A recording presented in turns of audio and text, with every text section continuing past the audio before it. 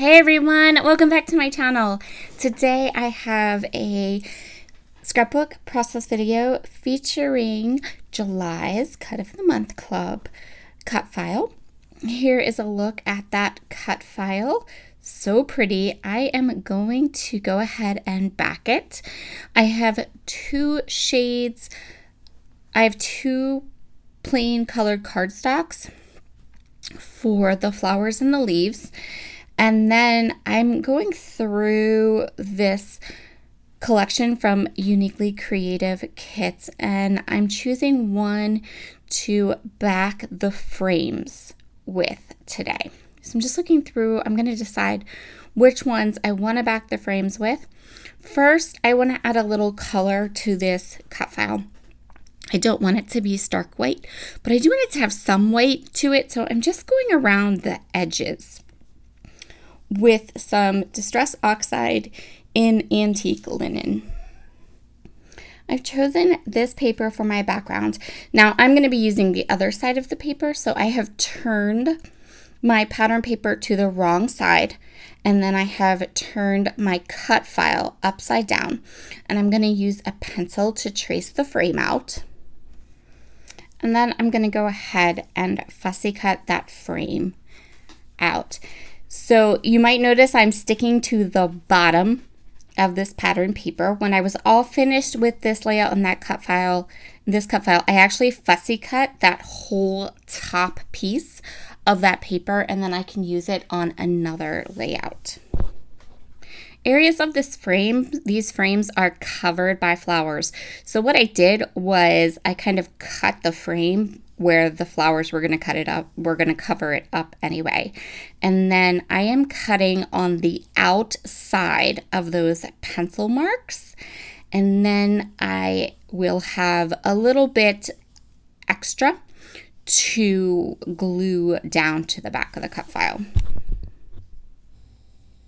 And then I am using the Nuvo glue and just running a bead of glue around the edges of the cut file, and then placing the frame or the back in place, into position.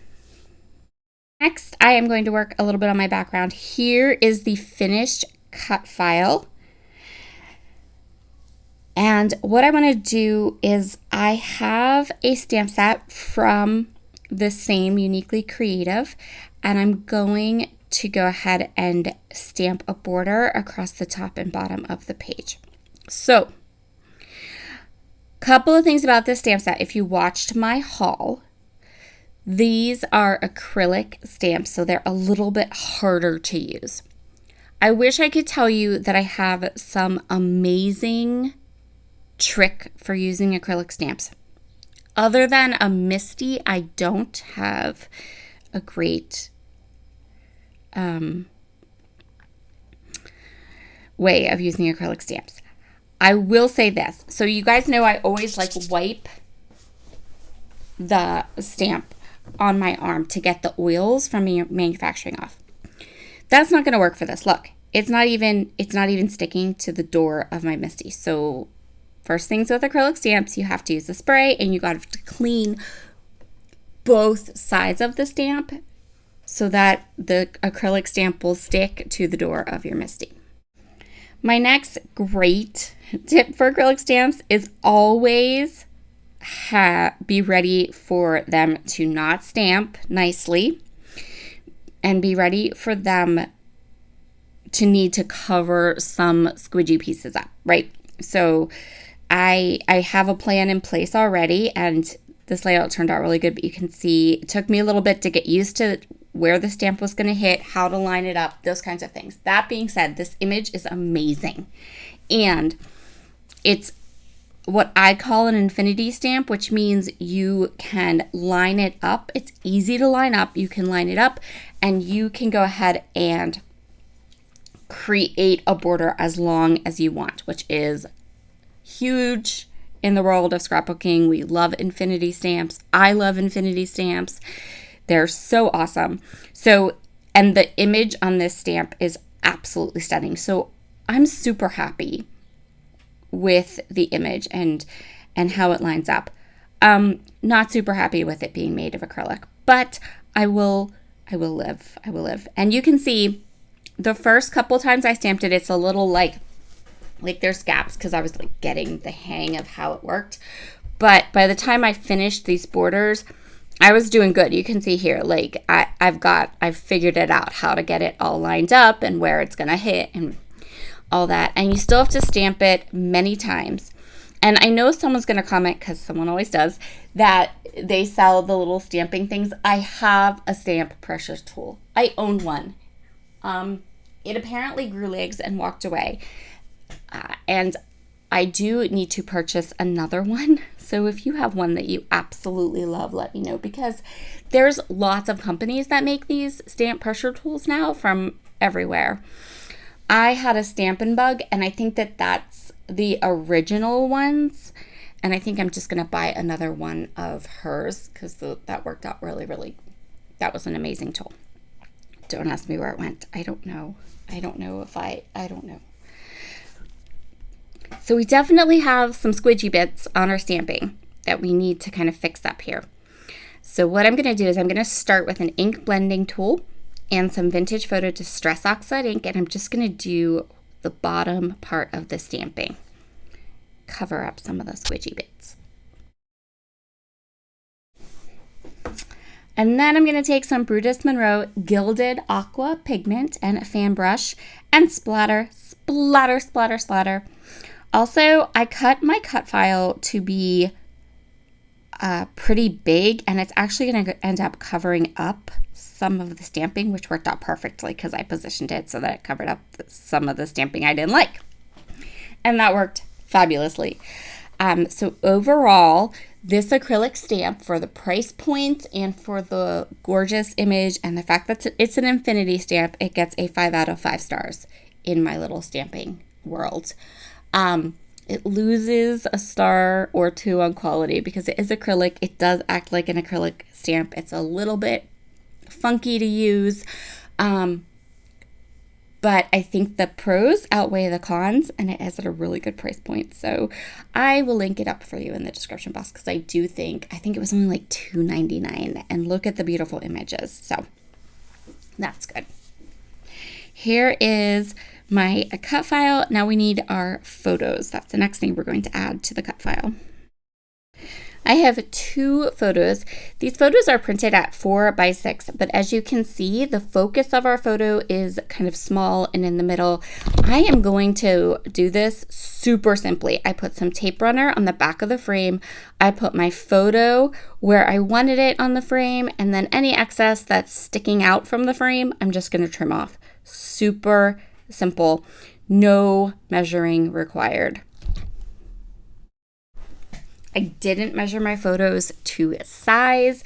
I just chose photos where the main focus or what I would like to highlight from the photo is has lots of kind of open empty space around it. That's all I did.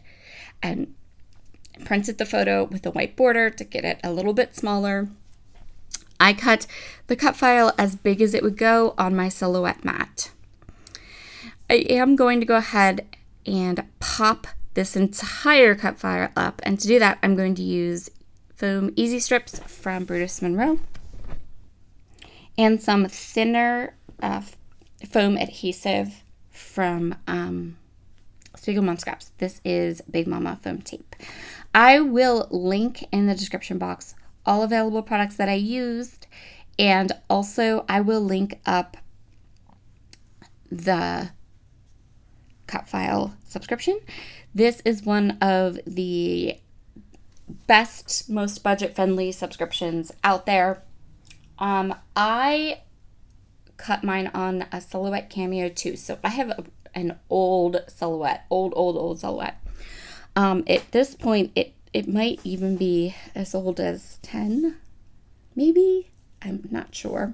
Well, yeah, probably. So yeah, I have an older one. I don't have a new one, and it still does what I want it to do, which is to cut files. I don't use it for anything else. So you don't need any kind of fancy schmancy cut file machine. If you just have a Silhouette Cameo 2, you are good to go. I just want my Cameo to cut paper, so I don't use it for any other kind of crafting. Pull off all of this release paper, and then I'm going to use a T-square ruler to get this cut file right into place. Basically, I lined the T-square ruler up with that bottom frame.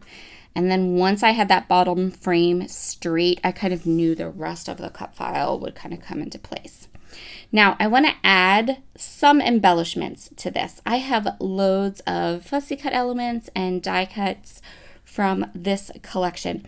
So all the products that I'm using today are from Uniquely Creative. I got them at a cherry on top. I can't remember what this whole collection is called. I did haul these.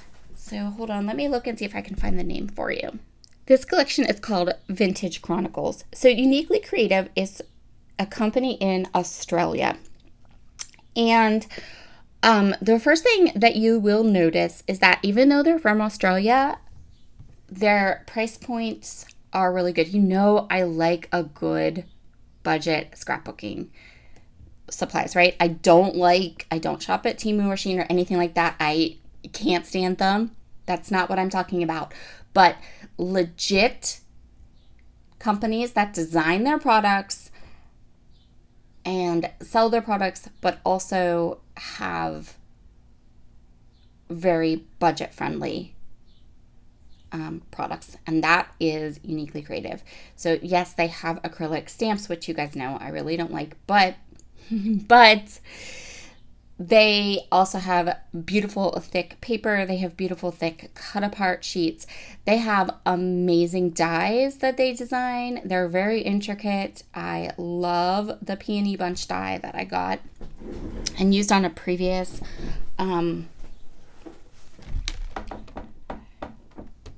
project. So, and I think that they're very nice. And coming from Australia, a cherry on top has quite a selection of products from them. Lots and lots of different craft products. Things like acrylic blocks, watercolor pencils. Like, they have a really nice selection of products. And again, the price points are really, really quite good for being an Australian company. Anyway, that's my little budget-friendly tip for you today. As I go through all of these beautiful products and decide which embellishments I want to add to my layout.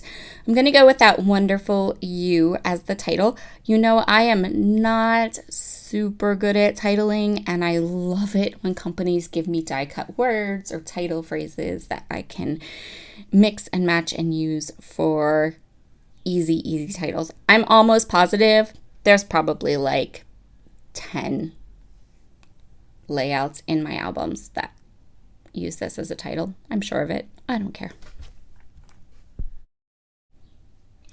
Let me just say, I adore this color combination. This like burnt, pinky orange, corally color with that beautiful light pink and then that evergreen green color. Beautiful. And these butterflies are amazing. These butterflies are from the fussy cut sheet, so I did cut them all out. So the last thing we want to do to our layout today is we need a little sparkle, right? And I have the perfect sequin mix for that. So this is Citrus Summer, which is a brand new sequin mix that was released in July. And I designed it, and it's beautiful, so beautiful, and it is perfect for this layout and for this collection. It's so gorgeous. It's such a lovely.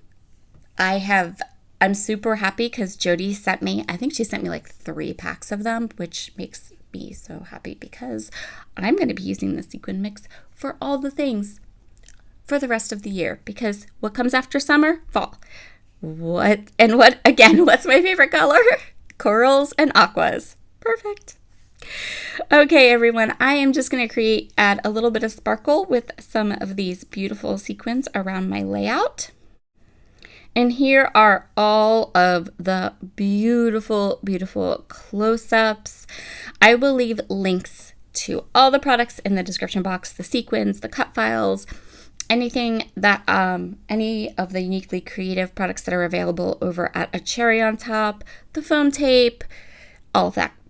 Have a wonderful, wonderful day, everyone, and I will talk to you again soon. Bye.